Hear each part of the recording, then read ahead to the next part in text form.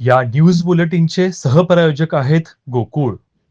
कोल्हापूर येथील रंकाळा तलाव आणि परिसरात झालेल्या धार्मिक साहित्याचे ढीग साठल्याने पर्यावरण प्रेमीत नाराजी पसरली आहे. अवघ्या निसर्गप्रेमीचे आकर्षण असलेल्या आणि जलव्यवस्थापनाचा आदर्श नमुना असलेल्या रंकाळा तलाव आणि परिसरात वापरलेल्या धार्मिक साहित्याचे ढीग लागल्याने निसर्गप्रेमीतून नाराजी व्यक्त होत आहे.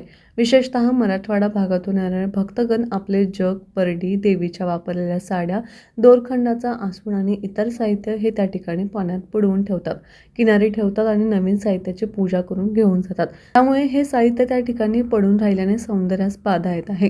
त्याचबरोबर गार्डन कर्मचारी हे वेळेवर कचरा उठाव करत नसल्याने आणि शहरातील कचरा उठाव करणारे यांच्यामध्ये समन्वय नसल्याने दोघांमध्ये या ठिकाणी कचऱ्याचे ढीग वाढत आहेत. विशेषतः अशा भाविकांना बंदी करावी तसेच या कचऱ्याचे वेळोवेळी उचल व्हावी अशी मागणी रंकाळा प्रेमीतून प्रकाशाने होत आहे. मध्यंतरी या संदर्भात सोशल मीडियावर व्हिडिओ व्हायरल झाल्यानंतर परिस्थिती नियंत्रणात होती. मात्र पुन्हा एकदा येरेमाच्या मागल्या त्याप्रमाणे प्रशासनाचे दुर्लक्ष झाल्याने या ठिकाणी हे ढीग वाढत चालले आहेत.